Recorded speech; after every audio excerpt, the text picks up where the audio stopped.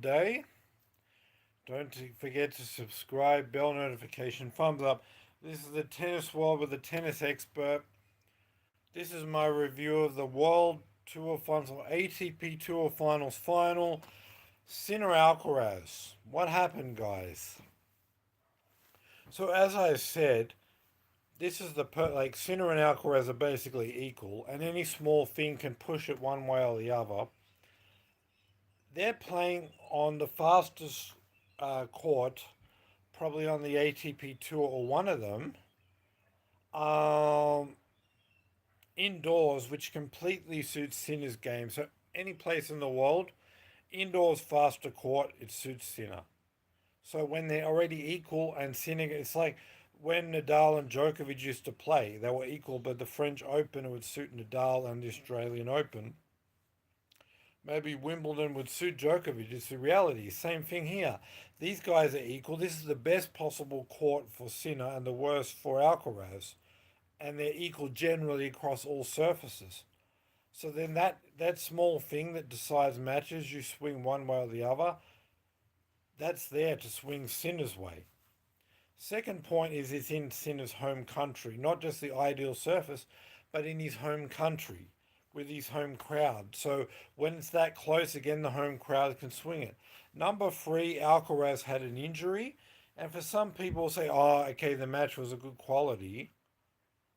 Yes, but I mean, like I said, they are so equal that even if it's affecting his ability 5 or 10%, which is probably all it was, again, that would be enough to swing the match. So when you have those three things, Sinner's ideal surface, Alcaraz worst surface, fast indoor courts. Sinner's home, again, ideal for Sinner, and then Sinner healthy and Alcaraz about 90% health. Sinner about 100% health. But if anything, Alcaraz needs Sinner to have an injury. He's not even 100% healthy. So he didn't have a chance, but despite all that, I felt Alcaraz did well. Because if you think about it, even if they were both healthy, like this would be like it would mean if Alcaraz beats Sinner here, he'd beat him anyway. That would mean he can beat Sinner in his home country with a crowd against him on Sinner's ideal court speed, and Alcaraz's worst court speed with the court against him. If he can beat him there, he can beat him anywhere. But then when you add an injury, even if it's not that bad of an injury on top of all of that, and then the fact that despite all that against Alcaraz, the first set he got almost a service break at the start of the set. At 6-5 he had more break points. Like he was a couple of points away from winning that first set. And then the second set he was up 3-1 2. And I think by the end of the second set that's when the pain got worse. But like he was so close to the first set and just had to hang on from 3-1 in the second set.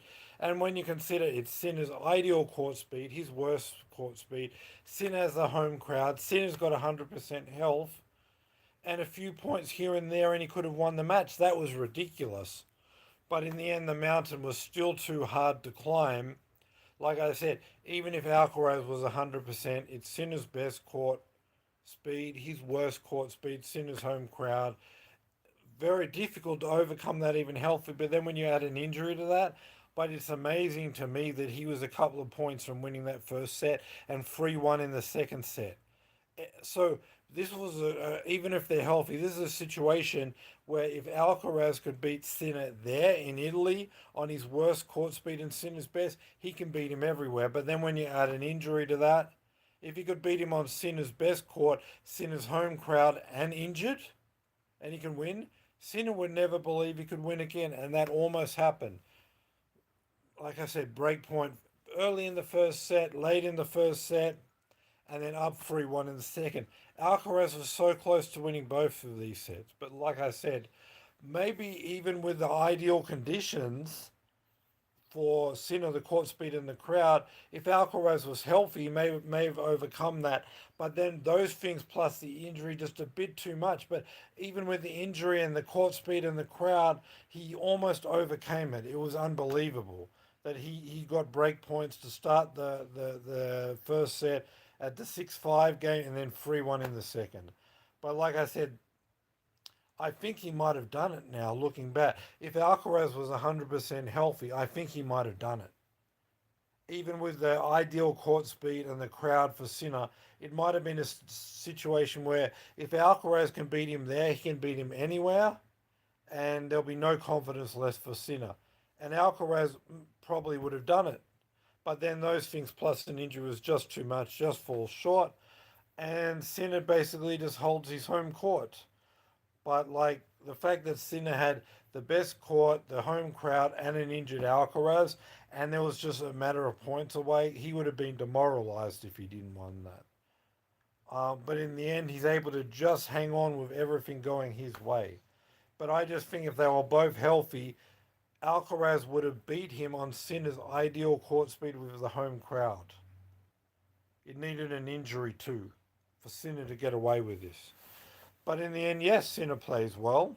But I just think he matches up bad with Alcaraz, and he really needed his ideal court speed, home crowd, and an injury. And even then, there were a few points in this. But those two things, crowd, court speed, plus the injury, Alcaraz almost does it, but just too much against him. But like I said, this fast court suits a guy with a faster serve. Sinner has a faster serve. Alcaraz doesn't have to worry about getting the ball past. Sinner doesn't need to worry about getting it past Alcaraz's speed because it's going through the court fast. Sinner can rush Alcaraz on the forehand, and Alcaraz is rushed on the forehand, and Alcaraz's speed is less of a factor because he can get through the court and finish the point easily. So the biggest advantage Alcaraz has, defense is taken away, but Sinner's biggest advantage, serve is there more than ever. But then if it's slower, like I said, Sinner's serve speed is taken away. Alcaraz's defense is hard to get past. Alcaraz has time to set up on the forehand, and that big forehand can just get through the slower court and finish points. But here, Sinner's serves counting for more. Alcaraz's defense is counting for less. It's easy to get past him. And then even the forehand is taken away from Alcaraz. You can rush him. You saw all that, but then with all that and the crowd against him and the injury, Alcaraz still almost did it. Amazing to me, but Sinner just good enough to hang on. It was close in Sinner's favour, like I said, for the reasons, but if I would have known all that's against Alcaraz plus an injury, I would have said no hope, but then he was just so close. But just a little too much against him, and yes, Sinner's playing well. But anyway, Sinner, you got to play with the conditions. You have the court speed, the crowd, the health, and Sinner with everything in his favour was good enough and did do it. And won in straight sets, played well, hasn't dropped a set at the ATP finals this year. Last year, hasn't lost it indoors for 2 years, and he's playing great. And he's your ATP Tour Finals or World Tour Finals champion, beating Alcaraz in straight sets here, 7-6, 7-5. Sinner is your champion, ATP Tour or World Tour Finals champion. Sinner's your champion, straight sets, 7-6, 7-5. That's my video for today. I might do the Davis Cup, or I'll do some videos in the off season, but I'll be back in the new year for sure, and I'll review the 2025 season around Christmas. I'll review the 2025 season around Christmas. I'll review the 2025 season around Christmas, guys, and that's going to happen. But I'll definitely be there.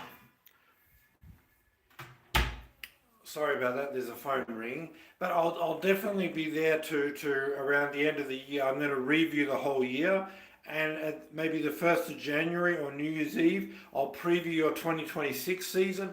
Please come by. I'll do some videos about the GOAT debate, where this new generation. I'll go in depth about a lot of things, court surface, who's better and why, and I might do the Davis Cup too. But I'll be back very soon for another video, and I'm going to review the year. I'm going to preview next year. I'm going to talk about the GOAT debate, court speeds. So please come back, guys. Subscribe, bell notification, thumbs up. Great videos coming your way, okay? So please subscribe, bell notification, thumbs up, and be back for my next videos. But for now, Sinner's your champion. ATP finals or World Tour finals. Jannik Sinner's done it in straight sets. Subscribe, guys.